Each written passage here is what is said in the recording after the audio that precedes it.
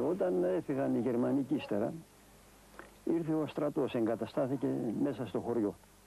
Nachdem die Deutschen weg waren, kam das Militär und quartierte sich im Dorf ein. Weil die Elas-Leute hier Waffen versteckt hatten, wurden die Dorfbewohner terrorisiert, damit sie die Verstecke preisgaben.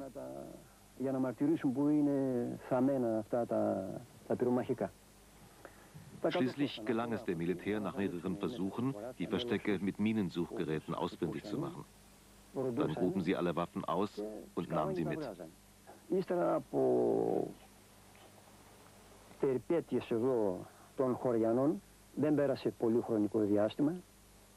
Nach mehreren Vorfällen dieser Art kamen die Partisanen. Sie überfielen einige Polizeiwachen und griffen schließlich unser Dorf an. Der wahre Grund dieser Angriffe bestand darin, so hörte man damals, die Regierung zu zwingen, mit dem Terror und den Repressionen gegen die Linken aufzuhören.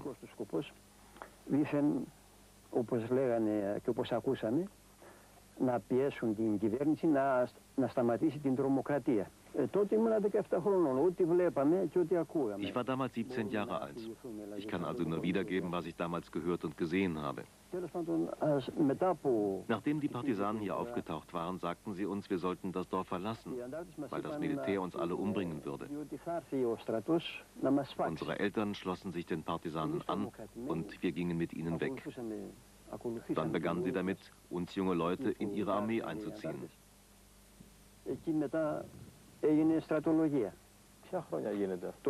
So früh? Ja, so früh, im Dezember 1946.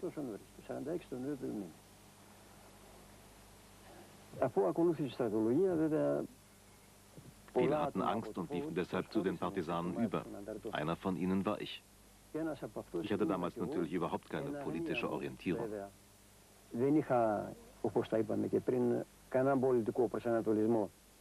Die Witwe Marica Kretikou wohnt nur ein paar Häuser weiter. Nachdem die Deutschen weg waren, begannen die politischen Aktivitäten. Wir traten in die EPON ein, die Jugendorganisation der Nationalen Befreiungsfront. Ich lernte Michalis kennen und verliebte mich in ihn. Ich war ja noch jung. Wir beide hatten an einer Aktion teilgenommen. Dann überfielen sie unser Dorf. Wann war das? Das war 1946. Und wer war es? Es waren die Burandadis, eine rechte Miliz. Eines Morgens tönte es aus Lautsprechern: Brüder, ergebt euch, ihr sollt nicht sinnlos sterben. Dann hörte ich die Maschinengewehre. Es war ein Riesentumult. Wir flohen in die Berge. Abends kamen dann die Partisanen und nahmen uns mit. Von Politik hatten wir doch damals keine Ahnung. Wir wollten tanzen, uns amüsieren. Wir dachten, die EPON sei nur deshalb gegründet worden. Aber die wollten uns für den Kampf organisieren und wir wollten nur tanzen. Ja, Dezember.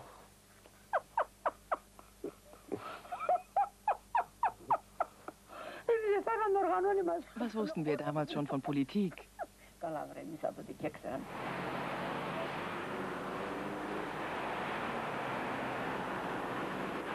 Überall in Griechenland leben ehemalige Soldaten der Demokratischen Armee, die 1948-49 in die sozialistischen Länder Osteuropas flohen und erst nach 1974 wieder nach Griechenland zurückkehren konnten.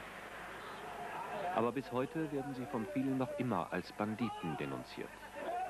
Die Regierungspropaganda aus der Zeit des Bürgerkrieges wirkt bis heute fort. Ήμουν από πολύ φτωχιά οικογένεια και είχα εξειδανικεύσει. Ich war damals ein junger Mann und stammte aus einer sehr armen Familie. Ich hatte die politischen Ideen der damaligen Zeit verinnerlicht. Ideen, die wir damals von einem neuen demokratischen Staat hatten, in dem das Volk mitbestimmen sollte. Και ο λαός εκείνη την εποχή ήρθε σε σύγκρουση. In dieser Zeit kam es zu einer Konfrontation der alten Widerstandsbewegung mit dem griechischen Staat. Με το κράτος. Όλοι αυτοί, σχεδόν όλοι, Fast alle Mitglieder des Widerstandes gegen die Deutschen wurden nach der Befreiung verfolgt. ήταν επόμενο Viele mussten in die Berge fliehen, um einer Verhaftung zu entgehen. να έρθουμε σε σύγκρουση. Πολλοί από αυτούς που κυνηγήθηκαν για να μην συλληφθούν, γιατί εκείνο τον καιρό δημιουργήθηκαν... In dieser Zeit wurden auch die Verbannungsinseln eingerichtet. Und damals wurden alle Linken entweder auf die Inseln oder ins Gefängnis geschickt. Ή τους στέλναν στις φυλακές. Τους περνούσαν από δίκες. Υπήρχε τότε ένας νόμος, ο 305 που λεγόταν, που... Verurteilt wurden sie auf der Grundlage des Sondergesetzes 305, das Teil des Ausnahmezustandes war, der während der Zeit des Bürgerkrieges ausgerufen worden war. Dieses Gesetz sah vor, dass der Angeklagte entweder seinen politischen Ideen abschwört oder bei einer Verweigerung zum Tode verurteilt werden kann. Einer unter denjenigen, die damals verhaftet und verurteilt wurden, war ich. Ich hatte meinen Ideen nicht abgeschworen.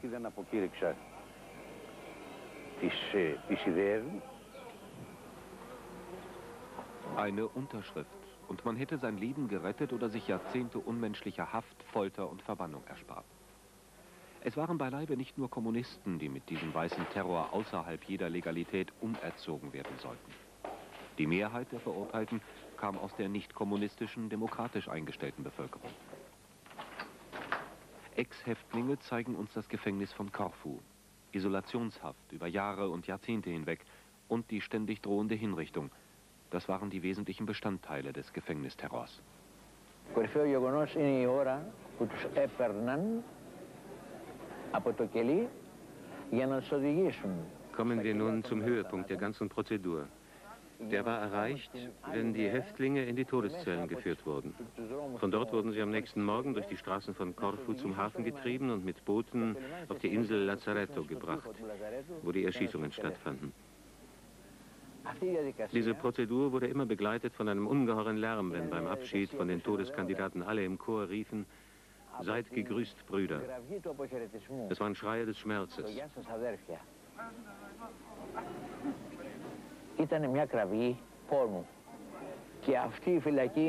Und dieses Gefängnis, in dem sich nahezu 600 Männerstimmen erhoben, verwandelte sich in eine Hölle. Die Schreie der Misshandelten, die Gesänge der Todeskandidaten und die Abschiedschöre, alles verschmolz miteinander. Τα τραγούδια των μελοθανάτων γινόντουσαν ένα πράγμα.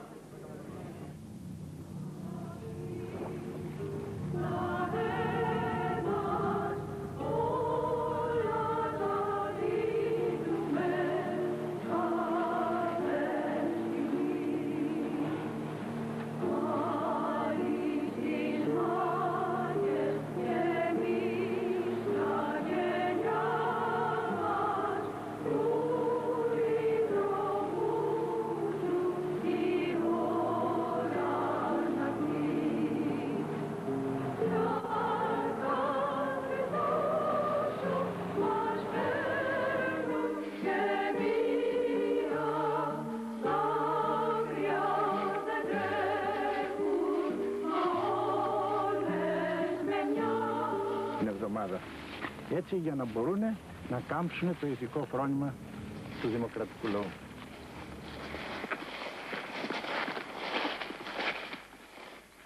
Και έτσι βρισκόμαστε στο χώρο ακριβώς. Jetzt haben wir die Stelle erreicht, wo die Häftlinge hingerichtet wurden.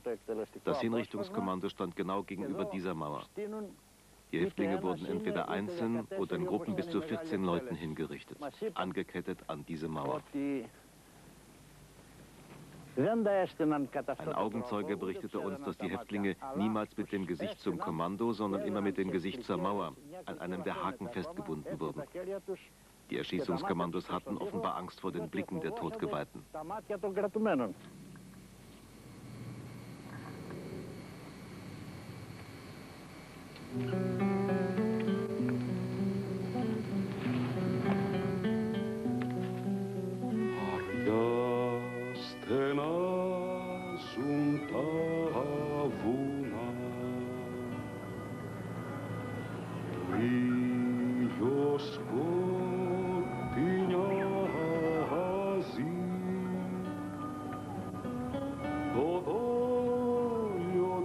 Im Juni 1945 hatte sich Aris Veliochiotis, eingekreist von seinen Verfolgern, das Leben genommen. Zuvor war er von KP-Chef Zachariadis als Verräter denunziert worden. Aber der Mythos des Nationalhelden lebte weiter. Daran änderte auch die Zurschaustellung der abgeschlagenen Köpfe von Aris und seinem Gefährten nichts. Zu tief verankert war die Überzeugung, für die Freiheit und Demokratie in Griechenland weiterzukämpfen.